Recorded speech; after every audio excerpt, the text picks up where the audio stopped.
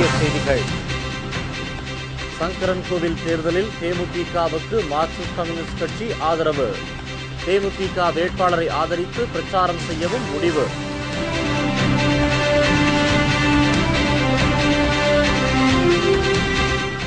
கூடங்குளம் அணுமின் நிலைய எதிர்ப்பாளர்களுக்கு அமெரிக்காவிலிருந்து பணம் வருவதாக பிரதமர் குற்றச்சாட்டு.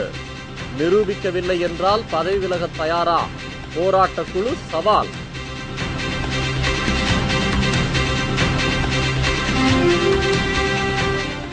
தேசிய பயங்கரவாத தடுப்பு மையத்திற்கு ஆதரவு தர வேண்டும். 10 மாநில முதலமைச்சர்களுக்கு ப. சிதம்பரம் கடிதம்.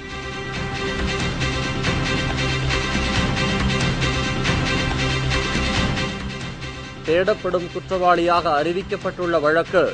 நேரில் ஆஜராகி விளக்கம் கொடுக்க டக்ளஸ் தேவானந்தா சம்மதம்.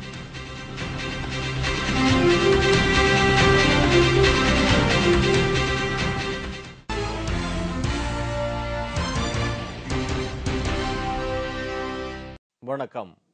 விரிவான செய்திகள். சங்கரன்கோவில் தொகுதி இடைத்தேர்தலில் தேமுதிகவுக்கு ஆதரவு கொடுக்கப்படும் என்று மார்க்சிஸ்ட் கம்யூனிஸ்ட் கட்சி அறிவித்துள்ளது. மார்க்சிஸ்ட் கம்யூனிஸ்ட் கட்சியின் 20வது மாநில மாநாடு நாகப்பட்டினத்தில் நடைபெற்று வருகிறது. இந்த மாநாட்டில் இடைத்தேர்தல் நடைபெறவுள்ள சங்கரன்கோவில் தொகுதியில் தேமுதிகவிற்கு ஆதரவு தெரிவித்து தீர்மானம் நிறைவேற்றப்பட்டது. இதுகுறித்து செய்தியாளரிடம் பேசிய அந்த கட்சியின் மாநில செயலாளர் ஜி. ராமகிருஷ்ணன், கடந்த ஆட்சியில் மக்கள் அவதிப்பட்டதை உணர்ந்து அதிமுகவிற்கு ஆதரவு கொடுத்ததாகவும், ஆனால் ஆட்சிக்கு வந்த அதிமுக அரசு மக்கள் பிரச்சனைகளை கண்டுகொள்ளாமல் மெத்தனம் காட்டி வருவதாகவும் குற்றம் சாட்டினார்.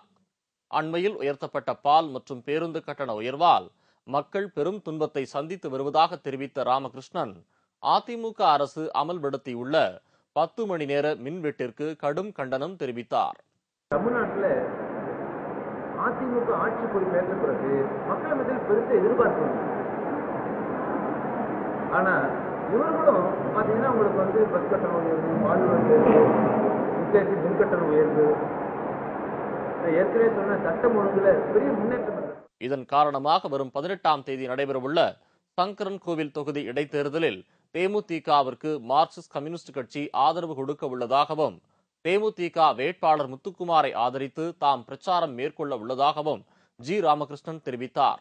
மத்திய அரசாங்கம் அதை எதிர்த்து மாநில அரசாங்கத்தை எதிர்த்து இயக்கம் நடத்திட்டு இந்த பின்னணியில தேர்தல் வருகிற போது நாங்கள் தேமுதிக வேட்பாளரை ஆதரிப்பதற்கு மார்க்சிஸ்ட் கட்சி மாநில குழு முடிவெடுத்தது. சங்கரன்கோவில் இடைத்தேர்தலில் போட்டியிடும் தேமுதிக வேட்பாளர் முத்துக்குமார் இன்று தனது வேட்பு மனுவை தாக்கல் செய்தார். ஏராளமான பொதுமக்களும் தேமுதிக தொண்டர்களும் ஆர்வத்துடன் பங்கேற்ற ஊர்வலத்துடன் தேமுதிக மனு தாக்கல் நிகழ்ச்சி நடைபெற்றது. சங்கரன்கோவில் தொகுதிக்கு அடுத்த மாதம் 18ஆம் தேதி இடைத்தேர்தல் நடைபெறவுள்ளது. இந்த இடைத்தேர்தலில் தேமுதிக சார்பில் வேட்பாளராக முத்துக்குமாரை கேப்டன் விஜயகாந்த் அறிவித்தார். இதையடுத்து இன்று தேமுதிக வேட்பாளர் கே. முத்துக்குமார் தனது வேட்பு மனுவை தாக்கல் செய்தார். தேமுதிக நிர்வாகிகள், கட்சி தொண்டர்களின் எழுச்சி ஆரவாரத்திற்கு இடையே அவர் தனது மனுவை தாக்கல் செய்தார். மனு தாக்கல் செய்ய ஏராளமான தொண்டர்கள் மற்றும் பொதுமக்களோடு சென்று முத்துக்குமார் மனு தாக்கல் செய்தார். இந்த வேட்புமனு தாக்கலின் போது அவருடன் நெல்லை கிழக்கு மாவட்ட செயலாளர் கணேஷ்குமார் ஆதித்தன், மேற்கு மாவட்ட செயலாளர் ஐயம்பெருமாள், மாநகர மாவட்ட செயலாளர் முகமது அலி மற்றும் மாநகர மாவட்ட பொருளாளர் ஜெயபாலன் ஆகியோர் உடன் சென்றிருந்தனர். தேமுதிக தொண்டர்கள் ஆர்வத்துடன் தேர்தல் பணியில் ஈடுபட்டுள்ளனர். கூடங்குளம் அணுமின் நிலைய எதிர்ப்பு போராட்டக் குழுவிற்கு அமெரிக்க தொண்டு நிறுவனங்களிடமிருந்து பணம் வருவதாக பிரதமர் மன்மோகன் சிங் கூறிய குற்றச்சாட்டை போராட்டக் குழு மறுத்துள்ளது. பணம் வருவதை நிரூபிக்காவிட்டால் பதவி விலக தயாரா என்றும் போராட்டக் குழுவினர் சவால் விடுத்துள்ளனர். கூடங்குளத்தில் ரஷ்ய ஆதரவுடன் நெல்லை மாவட்டம் கூடங்குளத்தில் பல ஆயிரம் கோடி ரூபாய் செலவில் அணுமின் நிலையம் தொடங்கப்பட்டு தற்போது அங்கு மின் உற்பத்தி தொடங்க தயார் நிலையில் உள்ளது. ஆனால் அணுமின் நிலையத்தால் மக்களுக்கு பெரும் பாதிப்பு உள்ளதாக கூறி உடனடியாக அணு உலையை மூட வேண்டும் என்று ஒரு தரப்பினர் தொடர் போராட்டத்தில் ஈடுபட்டு வருகின்றனர். இந்நிலையில் டெல்லியில் நடைபெற்ற நிகழ்ச்சி ஒன்றில் பேசிய பிரதமர் மன்மோகன் சிங், கூடங்குளம் போராட்டத்திற்கு அமெரிக்கா மற்றும் மேற்கு நாடுகளே காரணம் என்று தெரிவித்தார். எரிசக்தி துறையில் இந்தியா வளர்ச்சி பெறுவதை தடுக்க அமெரிக்காவை மையமாக கொண்டு செயல்படும் தொண்டு நிறுவனங்கள் முயற்சிப்பதாக பிரதமர் குற்றம் சாட்டியுள்ளார். மேலும் அணு உலையை எதிர்த்து போராடுபவர்களுக்கு அமெரிக்கா மற்றும் மேற்கு நாடுகளை சேர்ந்தவர்கள் பணம் அனுப்பி கூடங்குளம் அணு உலையை எதிர்த்து போராட தூண்டிவிடுவதாகவும் பிரதமர் குறிப்பிட்டார். பிரதமரின் குற்றச்சாட்டை போராட்டக்குழு ஒருங்கிணைப்பாளர் உதயகுமார் திட்டவட்டமாக மறுத்துள்ளார். பிரதமரின் இந்த கருத்து கண்டிக்கத்தக்கது என்றும், தங்களுக்கு பணம் வருவதை நிரூபிக்காவிட்டால் ஆட்சியாளர்கள் பதவி விலக தயாரா என்றும் சவால் விடுத்துள்ளார்.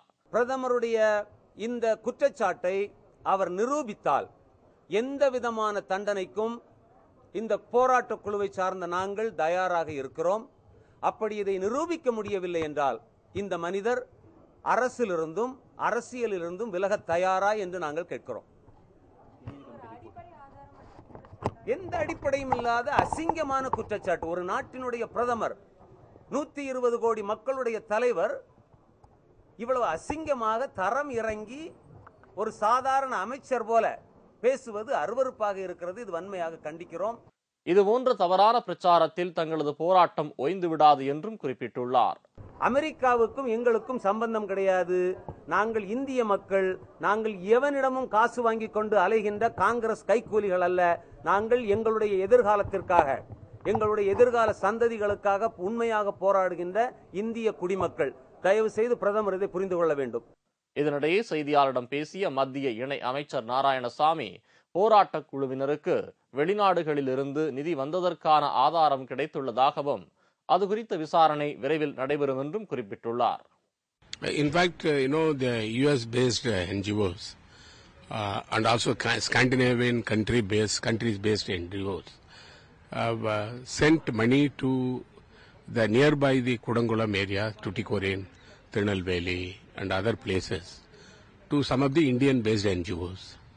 And the money that has been given, how it is being spent, it was investigated by the Home Ministry, and ultimately now they found that the money has not been spent for those NGOs who are based in near the Kudangulam project, and that money has been spent for different purposes.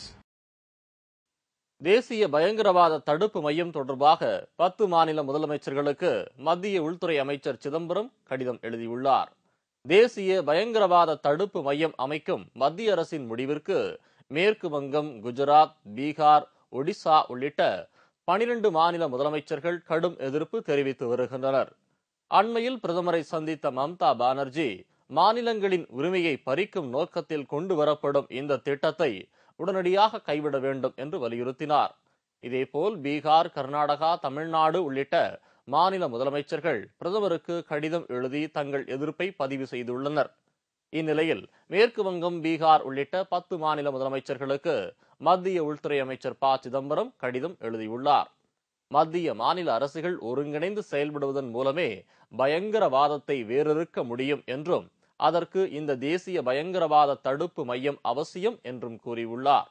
எனவே பயங்கரவாத தடுப்பு மையம் அமைக்க ஆதரவு கொடுக்க வேண்டும் என்று அந்த கடிதத்தில் அவர் கேட்டுக் கொண்டுள்ளார். 2014ஆம் ஆண்டு நாடாளுமன்ற தேர்தலுக்கு முன்னர் ஊழலுக்கு எதிரான வலுவான லோக்பால் மசோதா கொண்டுவரப்பட வேண்டும் என்று அண்ணா ஹசாரே கடுமையாக எச்சரிக்கை விடுத்துள்ளார். மராட்டிய மாநிலம் புனேவில் அண்ணா ஹசாரே செய்தியாளர்களை சந்தித்தார். அப்போது ஊழலுக்கு எதிரான வலுவான லோக்பால் மசோதாவை வலியுறுத்தி தான் மீண்டும் நாடு முழுவதும் சுற்றுப்பயணம் மேற்கொள்ள உள்ளதாக தெரிவித்தார். மேலும் மத்திய அரசு இந்த விஷயத்தில் சரியான நடவடிக்கை எடுக்கவில்லை என்று குற்றம் சாட்டிய அவர், ஊழலுக்கு எதிராக பெரும் மக்கள் சக்தியை திரட்டி மீண்டும் போராடப் போவதாகவும் தெரிவித்துள்ளார். आता आम्ही 2014 डोळ्यासमोर ठेवला होता. सरकारला आतापर्यंत जाग आली नाही, कारण इलेक्शन नव्हतं. 2014चं नॅशनल इलेक्शन, तोपर्यंत सबन देश ढवळून काढायचा आणि 2014च्या इलेक्शनच्या आधी मोठं आंदोलन 16 ऑगस्ट सारखं. இணையதள ஊடகங்களுக்கும் கட்டுப்பாடுகள் தேவை என்று மத்திய அமைச்சர் கபில் சிபல் கூறியுள்ளார். டெல்லியில் நிகழ்ச்சி ஒன்றில் கலந்து கொண்டு பேசிய அவர், தான் சமூக ஊடகங்களுக்கு எதிரி அல்ல என்று கூறினார். அனைத்து ஊடகங்களும் நம் நாட்டின் சட்டத்தை சார்ந்துள்ளதைப் போல இணையதள சமூக ஊடகங்களும் சட்டத்திற்கு உட்பட்டு செயல்பட வேண்டும் என்று அவர் கேட்டுக்கொண்டார். இதனை வலியுறுத்துவதால் தான் பேச்சுரிமைக்கு எதிரானவன் என்று அர்த்தம் அல்ல என்று ஊடகங்களின் உரிமைக்காக போராடியதாகவும் கூறியுள்ளார். ஊழல் வழக்குகளிலிருந்து எடியூரப்பா நிரபராதியாக வெளிவந்தால் மட்டுமே அவருக்கு கர்நாடக மாநில முதலமைச்சர் பதவி கொடுப்பது குறித்து பரிசீலிக்கப்படும் என்று பாஜக தெரிவித்துள்ளது. கர்நாடக சுரங்க ஊழல் மற்றும் நில மோசடி விவகாரம் தொடர்பாக எடியூரப்பா பதவி விலகியதை தொடர்ந்து சதானந்த கவுடா முதலமைச்சராக பதவியேற்றார். இந்நிலையில் கர்நாடக பாஜக அரசியலில் எடியூரப்பாவிற்கு இறங்கு முகம் எற்பட்டதை அடுத்து மீண்டும் முதலமைச்சராகும் முயற்சியில் எடியூரப்பா தீவிரமாக ஈடுபட்டு வருகிறார். சதானந்த கவுடாவை முதலமைச்சர் பதவியிலிருந்து நீக்கும் முயற்சியில் தீவிரமாக உள்ள எடியூரப்பாவிற்கு பாஜகவின் மற்றொரு தலைவரான ஜெகதீஷ் ஷெட்டர் ஆதரவு தெரிவித்து வருவது குறிப்பிடத்தக்கது. இந்நிலையில் பாஜக சட்டமன்ற உறுப்பினர்களுக்கான 2 நாள் பயிற்சி முகாமில் கலந்து கொள்ள பெங்களூர் வந்த பாஜக தேசிய தலைவர் நிதின் கட்காரியை எடியூரப்பா சந்தித்து பேசினார். தனக்கு முதலமைச்சர் பதவி வேண்டும் என்று அப்போது எடியூரப்பா வலியுறுத்தியதாக தெரிகிறது. கர்நாடக முதலமைச்சர் பதவியிலிருந்து சதானந்த கவுடாவை மாற்றும் திட்டம் இல்லை என்று திட்டவட்டமாக தெரிவித்துள்ள பாஜக தலைவர் நிதின் கட்காரி, எடியூரப்பா தம் மீதான வழக்குகளில் இருந்து விடுதலை பெற்று நிரபராதி என்று வெளியாகி வந்தால் முதலமைச்சர் பதவியை கொடுப்பது குறித்து பரிசீலிக்கப்படும் என்றும் தெரிவித்துள்ளார். இதனால் கர்நாடக பாஜக அரசியலில் பெரும் பரபரப்பு நிலவி வருகிறது. फेस ऑफ द पार्टी इन कर्नाटका और पार्टी उनका सम्मान करती है और लोकायुक्त का जो रिपोर्ट दिया गया है उसमें पार्टी में भी हमारे मन में रिजर्वेशन है कि ये रिपोर्ट उनके साथ अन्याय करने वाला है, पर it is a report from Lokayukta और उन्होंने उसके बारे में चैलेंज भी किया है और यहाँ के गवर्नर और बाकी सब बातों के जो भूमिका रहती है उसके बारे में मैं कुछ बोलना नहीं चाहता। मैं ये उम्मीद रखता हूं कि जल्दी ही येदियुरप्पा जी को न्याय मिलेगा और उसमें न्याय मिलने के बाद पार्टी निश्चित रूप से उनका सम्मान करेगी. முதலமைச்சர் பதவிக்கான கோரிக்கை நிராகரிக்கப்பட்டதால் அடுத்த கட்ட நடவடிக்கை குறித்து தனது ஆதரவு எம்பி மற்றும் எம்எல்ஏக்களுடன் தீவிர ஆலோசனை நடத்தி வருகிறார். பல ஆண்டுகளுக்கு முன்பு சென்னையில் நடந்த கொலை வழக்கில் தேடப்படும் குற்றவாளியாக அறிவிக்கப்பட்டுள்ள இலங்கை அமைச்சர் டக்ளஸ் தேவானந்தா வழக்கு தொடர்பாக நேரில் ஆஜராக சம்மதம் தெரிவித்துள்ளார். சென்னை சூளமேடு பகுதியில் சில ஆண்டுகளுக்கு முன்னர் நடைபெற்ற கொலை வழக்கு தொடர்பாக தேடப்படும் குற்றவாளியாக டக்ளஸ் தேவானந்தா அறிவிக்கப்பட்டார். சென்னையிலிருந்து தப்பியோடிய அவர் இலங்கை அரசில் தற்போது அமைச்சராக உள்ளார். குற்றவாளியான அவர் இந்தியாவிற்கு வந்து பிரதமர் பங்கேற்ற அரசு விழாக்களில் கலந்து கொண்டது பெரும் கொந்தளிப்பை ஏற்படுத்தியது. இதைத் தொடர்ந்து டக்ளஸ் தேவானந்தாவை கைது செய்து இந்தியா கொண்டு வர வேண்டும் என்று வழக்கறிஞர் புகழேந்தி என்பவர் சென்னை உயர்நீதிமன்றத்தில் வழக்கு தாக்கல் செய்துள்ளார். இந்த வழக்கு இன்று விசாரணைக்கு வந்தது. அப்போது டக்ளஸ் தரப்பில் ஆஜரான வழக்கறிஞர் வஜ்ரவேல் வழக்கு தொடர்பாக டக்ளஸ் தேவானந்தா நேரில் ஆஜராக தயாராக உள்ளதாக தெரிவித்தார். இந்த வழக்கில் மத்திய அரசு எடுத்த நடவடிக்கை குறித்து அறிக்கை சமர்ப்பிக்குமாறு மத்திய அரசின் வழக்கறிஞருக்கு உயர்நீதிமன்ற நீதிபதிகள் உத்தரவிட்டுள்ளனர். விசாரணையின் போது அடிஷனல் சொலிசிட்டர் ஜெனரல் அவர்கள் டக்ளஸ் தேவானந்தா அவர்களை இந்தியாவிற்கு வரவழைக்க உரிய நடவடிக்கைகளை இந்த சட்டத்தின்படி இந்திய அரசு மேற்கொண்டுள்ளதா இல்லையா என்பது எனக்கு தெரியவில்லை. இந்த தகவலை நீதிமன்றத்திற்கு 2 வாரங்களுக்குள் அறிவிக்கிறேன் என்று கூறினார்.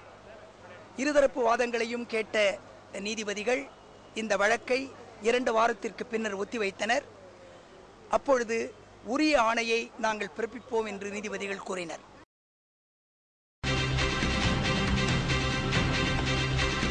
தேர்வு பெற்றுள்ள கிராம நிர்வாக அலுவலர்களுக்கு 10 நாட்களுக்குள் பணி வழங்க வேண்டும்.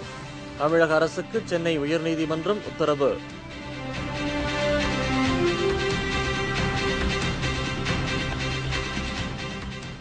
கோவை சட்டக்கல்லூரியில் மாணவர்களுக்கு இடையே பயங்கர மோதல். மண்டை உடைந்த 5 மாணவர்களுக்கு மருத்துவமனையில் சிகிச்சை. மற்றும் பல செய்திகள் விளம்பர இடைவேளைக்கு பிறகு.